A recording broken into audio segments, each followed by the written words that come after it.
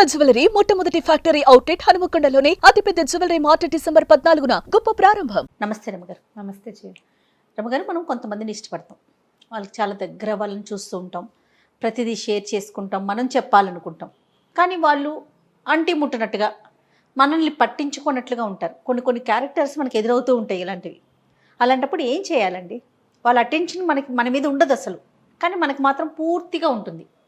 జనరల్గా ఇలాంటి ఇష్యూస్ మొగుడు పెళ్ళాల మధ్య ఉంటాయి జయ. అంతే. పొద్దున్న తెచ్చి దగ్గర నుంచి సాయంత్రం దాకా అన్ని పనులు మనమే అందిస్తాం. ఒక్క మాట, మొగుడు పిల్లల మధ్య ఉంటేనే మనం ఇది ఎక్స్ప్రెస్ చేస్తాం అటెన్షన్ లేదని. ఏ అక్క చెల్లెళ్ళు అన్నదమ్ములు అనుకోండి, అయ్యో మాట్లాడట్లేదని కొన్ని రోజులు అనుకుంటా, పోనీ మాట్లాడిపోతే మాట్లాడిపోయారు, వాళ్ళకి నచ్చితే మాట్లాడతారు, లేకపోతే లేదు అనుకుంటాం కదరమ్మ గారు. అవును. ఓన్లీ వైఫ్ అండ్ హస్బెండ్ మధ్య మాత్రమే ఏంటి మాట్లాడట్లా, ఎందుకు ఇట్లా ఉన్నారని ఎక్కువగా ఆలోచిస్తాం. మాట్లాడతారు కానీ ఏంటంటే నిర్లక్ష్యంగా ప్రవర్తిస్తారు. నీకు చెప్పేదేంటి, నీతో ఏంటి అన్నట్టుగా ప్రవర్తిస్తారు. ఆడ మగ కూడా చేస్తారు జయ. ఇది పెళ్ళాలు చేస్తారు, మొగుళ్ళు చేస్తారు. వాళ్ళు ఫీల్ అవుతారు, వీళ్ళు ఫీల్ అవుతారు. ఇప్పుడు ఆడవారికి సాగిద్దారమ్మ గారు. సాగుతుంది జయ. ఎందుకు సాగదు? ఎందుకు సాగదు? నిర్లక్ష్యం చేయటం అనేది. నిర్లక్ష్యం చేయటం, మా ఇష్టారాజ్యంగా ఉండటం, తన వాళ్ళకే ఇంపార్టెన్స్ ఇవ్వటం, తను అనుకున్నదే చేయటం. మెతగ్గా ఉండే భర్తలు లేరా లోకంలో? లేరనుకుంటున్నావు నువ్వు, నీ అనుభవం అలాంటిది. ఉన్నారు జయ, అట్లా కూడా ఉంటుంది. మేబీ రెండు ఉంటాయి కదా, ఒకటే రెండు ఉంటాయి, తప్పు రెండు ఉంటాయి. ఎందుకంటే మనకి ఎలా అయిందంటే జయ, ఇదివరకటి కాలం వేరు. ఇదివరకు ఎక్కడో ఒక్క గయ్యాళ్ళు ఉండేది, ఆమె గంప గయ్యాళి, ఊరికొక్క గయ్యాళి ఆవిడ ఉండేది. మన చుట్టాల్లో పెద్ద సమూహంలో ఒక్క ఆవిడే నోరు గలది. అలాగే ఉండేవాళ్ళు. మగవాళ్ళు చాలామంది ఉంటారు, రౌడీలు, అన్నిటికీ పోట్లాటకు దిగేవాళ్ళు, పెద్ద నోరు పెట్టుకునేవాళ్ళు, గొడవ పెట్టి గెలిచేవాళ్ళు, ఈజీగా చెంపకాయల మీద కొట్టేయటం, చెంపల మీద కొట్టేయటానికి జోరుగా వెళ్ళిపోయేవాళ్ళు. మగవాళ్ళు ఎక్కువ, ఆడవాళ్ళు తక్కువ పాతకాలపు సమాజంలో. ఇది మనం ఎలా అయిందంటే క్రమంగా మనకి ఆడవాళ్ళని అదుపులో ఉంచి పెంచే విధానం మర్చిపోయాం మనం. మనకు ఇప్పుడు ఆ పద్ధతి లేదు. ఆడాళ్ళు వంటింటి కుందేళ్ళుగా లేరమ్మా ఇప్పుడు, అస్సలు కాదు. ఉన్నాం, అయినా కూడా కొంత పరిస్థితి ఆడవాళ్లే సర్దుకోవాల్సిన స్థితి ఉన్నది తప్పకుండా. కానీ సర్దుకోని వాళ్ళు కూడా చాలామందే ఉన్నారు. తమ ఇష్టారాజ్యంగా చేసేవాళ్ళు. భర్తనైనా ఆడబిడ్డలనైనా అత్తగారినైనా లకార మకార ప్రయోగాలు చేసేవాళ్ళు, పోట్లాటకొచ్చేవాళ్ళు, మీదబడి కొట్టేవాళ్ళు చాలామందే ఉన్నారు. ప్రతి వాళ్ళు అవును మా వాళ్ళల్లో 2-3 ఉన్నారు అని చెప్తారు కావాలంటే. నీ అనుభవం లేదు నీకు, అంతే. నువ్వు చూడలేదు ఇంకా. నేను కేసులు చూస్తాను, మనుషుల్ని చూస్తాను, చుట్టుపక్కల చూస్తా, కథలు, పుస్తకాలు, పత్రికలు, పేపర్లు. మీరు డిక్షనరీ అయిపోయారు కదా. నేను రోజు న్యూస్ చూస్తాను జయ. 100% ఉదయము సాయంత్రము న్యూస్లు చూడాల్సిందే మేము. ప్రతిరోజు పేపర్ చదవాల్సిందే. పేపర్ చదవని రోజున ఏదో అన్నం తినని రోజుగా ఉంటాను నేను. మరి నేను లేకపోతే నాకు ఇంత సమాచారం ఎలా వస్తుంది? ఇలాంటి వాళ్ళు అన్ని చోట్ల ఉన్నారు, ఎప్పుడు ఉంటారు. లేరని చెప్పను, ఎందుకంటే నాణ్యానికి రెండు వైపులా ఎట్లా డెఫినెట్గా ఉంటారు. ఇప్పుడు చూసింది తక్కువ. ఇప్పుడు సమాజం ఏంటంటే ఆడపిల్లలకి చదువులు, ఉద్యోగాలు, తమ సొంత ఐడియాలజీ, తమ అనుకున్నది చేయటం, తమింటికి తమే మహారాణులుగా యువరాణులుగా ఉండటం, క్వీన్స్గా ఉండటం, అలాంటి ఒక ప్రాక్టీసు గత 30-40 సంవత్సరాలుగా జరుగుతూనే ఉంది. అయితే ఇప్పుడు మనం నిర్లక్ష్యం గురించి మాట్లాడుతున్నాం. వాళ్ళు వీళ్ళు కూడా చేయొచ్చు కదా. సాధారణంగా నిర్లక్ష్యానికి గురయ్యేసరికల్లా మనకి పెయిన్, దుఃఖం, పోట్లాట జనరల్గా జరిగేది కదా. వాదిస్తాం, పోట్లాడతాం, అడుగుతాం, క్వశ్చన్ చేస్తాం. ఏంటి నీ ఉద్దేశం, ఎందుకు మాట్లాడట్లా, లేదా ఎందుకు ఇలా చేసావు, నాకు చెప్పకుండా ఎందుకు చేసావు, నీతో పాటు నేను సమాన భాగస్వామిని కానా, ఇలాంటివి ఏవో నేను అన్నప్పుడు అప్పుడు అది చేయలేదా, ఇప్పుడు ఇది చేయలేదా, నేను అదంతా చేసా కదా అని నిలదీస్తాం. చిలికి గాలివాని అయిపోతుంది. ఈ టీ కప్పులో తుఫాను ఒక్కొక్కసారి అమ్మాయి పుట్టింటికి వెళ్ళిపోవటానికి, లేదా ఈ అబ్బాయి వాకౌట్ చేయటానికి, లేదా కొట్టడానికి, అబ్యూజింగ్కి, మ్యాన్ హ్యాండ్లింగ్కి, అబ్యూజింగ్ అనకూడదు, మ్యాన్ హ్యాండ్లింగ్కి ఆడాళ్లే కొట్టే, అప్పుడు ఆడవాళ్ళు కూడా తిరగబడి వాళ్ళు కూడా ఓ చెంపకాయ కొట్టడానికి దారి తీస్తోంది ఇవాళ రేపు.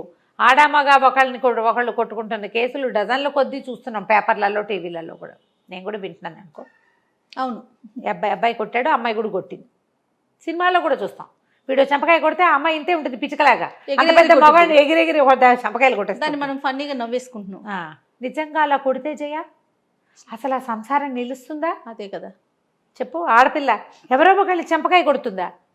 లేదు రమ్మగారు, నేను కూడా విన్నానండి. అవునా? నేను విన్నాను రమ్మగారు, రీసెంట్గానే విన్నాను. ఇది మాత్రం విన్నా. ఇలా వెళ్ళిపోతాయి.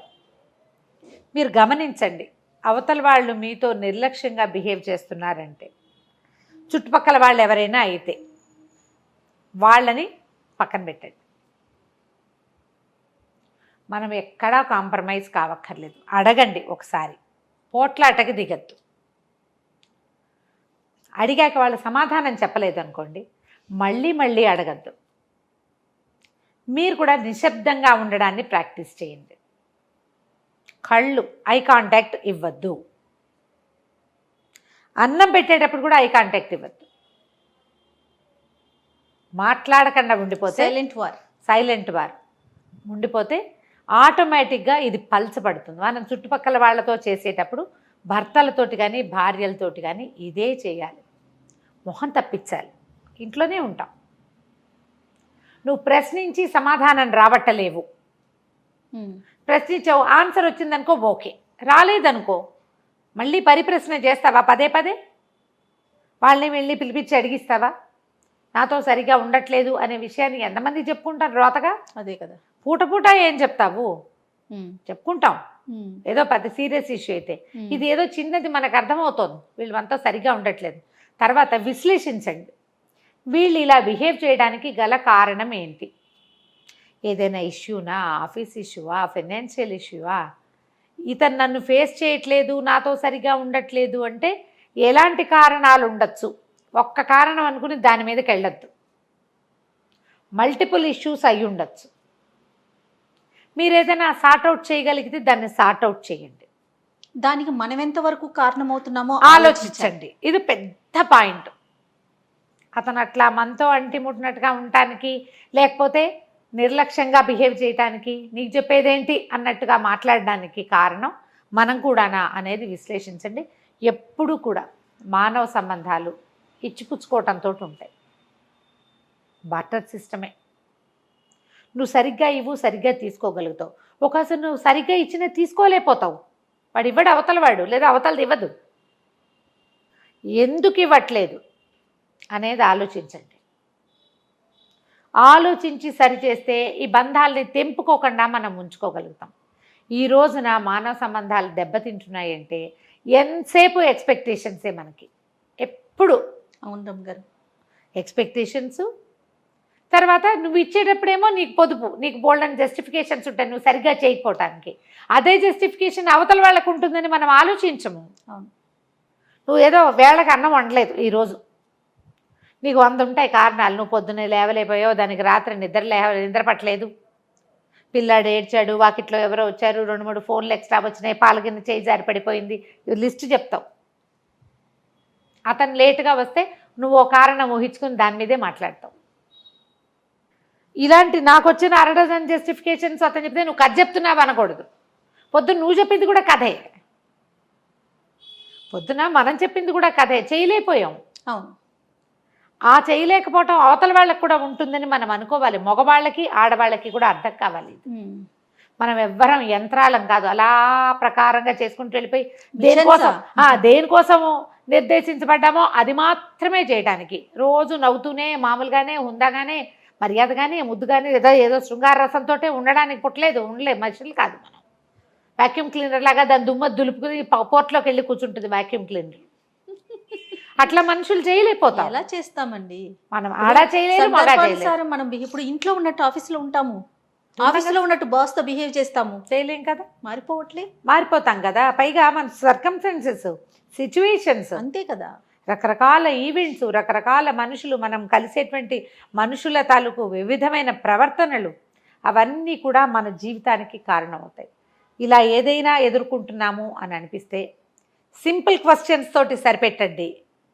లాగి పీకి చెయ్యొద్దు. నిశ్శబ్దాన్ని అవలంబించండి. వాళ్ళు నాలుగు పీకు చచ్చినా మాట్లాడకుండా మాత్రం కాదు, కామ్గా ఉండటం, పూర్తిగా మూతికి జిప్ కాదు, అవసరమైనంత మటుకే మాట్లాడండి. ఐ కాంటాక్ట్ మానేయండి. కొంత మనం సార్ట్అవుట్ చేయగలుగుతాం. ఇంకా పరిస్థితి ముదిరిపోతే క్లోజ్ రిలేటివ్స్ ఎవరితోటైనా పంచుకోండి. ఆ రిలేటివ్ ఎలా ఉండాలంటే అవతల వాడిని ప్రశ్నించగలిగేటట్టుగా, ఆ అమ్మాయినితోటి మాట్లాడగలిగేటట్టుగా, ఏం జరిగింది అని మీ మధ్యలో ఉండేలాగా మాట్లాడుకునేలాగా చూసుకోండి. దీనికి మీరు ఏం చేయాలి? మానవ సంబంధాలు పెంచుకోవాలి. 100% అండి. మీ ఇద్దరితోటి మాట్లాడగలిగే ఒక మిడిల్ మ్యాన్ ఉండాలి కదా. Man or women, middle one family. మీ అమ్మా నాన్నకి చెప్తే నిన్ను వెనకేసుకొస్తారు, నువ్వే కరెక్ట్. వాళ్ళమ్మా నాన్నకి వెళ్తే మొగాడు అలాగే ఉంటాడు, అలా పిచ్చి మాటలు మాట్లాడతారు వాళ్ళు కదా. వాళ్ళమ్మా నాన్న మీ అమ్మా నాన్న కాకుండా మధ్య మార్గంగా చక్కగా ఒక స్నేహితులు కుటుంబమో, ఒక ఫ్రెండ్సో, ఒక ఫ్యామిలీయో, కజిన్సో, ఒక ఫ్యామిలీని ఉంచుకోండి. అందరూ కూడా దీన్ని మెయింటైన్ చేయాలి. ఈ మధ్య మార్గం ఉంటే మీకు ఈ సార్ట్అవుట్ చేసుకోవడానికి చాలా హాయిగా ఉంటుంది. మీరు వాళ్ళకి మధ్యవర్తిగా ఉండండి, వాళ్ళు మీకు మధ్యవర్తిగా ఉంటారు. మీ ఇద్దరు కలిసి ఇంకొకళ్ళకి మధ్యవర్తిగా ఉండండి. ఇలా కాపాడుకుంటే మనం ఏంటంటే ఈ ఫ్యామిలీ ఇష్యూస్ని ఈజీగా సార్ట్అవుట్ చేసుకోగలుగుతాం. ఎవరి నిర్లక్ష్యాన్నైనా భరించడం చాలా కష్టం చేయాలి. ఆ నిర్లక్ష్యానికి గురైన వారికే తెలుస్తుందండి. ఏముంది, మీకు కడుపు నిండా తిండి పెడుతున్నారు, మంచి గుడ్డలు ఉన్నాయి, బట్టలు ఉన్నాయి, ఉండటానికి ఇల్లు ఉంది, పిల్లలు ఉన్నారు, ఇంకేంటి అనుకుంటారు. కానీ ఆ నిర్లక్ష్యం అనేది ఎక్స్ప్రెస్ చేయలేకపోతారు రమ్మగారు. చాలా నొప్పి కలిగిస్తుంది, కుంగిపోతూ ఉంటారు కదండి. చాలా నొప్పి కలిగిస్తుంది. దాన్ని ఈజీగా లాగేయద్దు, మెల్లిగా ఒక్కొక్క చిక్కు విడదీసి సెట్ చేసుకోండమ్మా. ఆడగాని మగ కానీ ఆలోచించి పని చేయాల్సిన పరిస్థితి ఇది. కోపం తెచ్చుకున్నారా చింపేసుకుంటాం, చిరిగిపోతుంది అంతా. తర్వాత మనం దీన్ని సార్ట్అవుట్ చేయలేము, దీన్ని కుట్లేయటం కష్టం. ఓ గీత చిరిగింది అనుకో ఈజీగా కుట్టేస్తాం, బదబదాలుగా అడదిడ్డంగా చిరిగిపోతే మనం దాన్ని ఎట్లా సార్ట్అవుట్ చేస్తాం? పడేయటమే, చేయలేకపోతాం, వదిలిపెట్టేయాల్సి వస్తుంది. వదిలేదాకా తెచ్చుకోవద్దు. రైట్. అంతే. నమస్తే రమ్మగారు. నమస్తే జయ.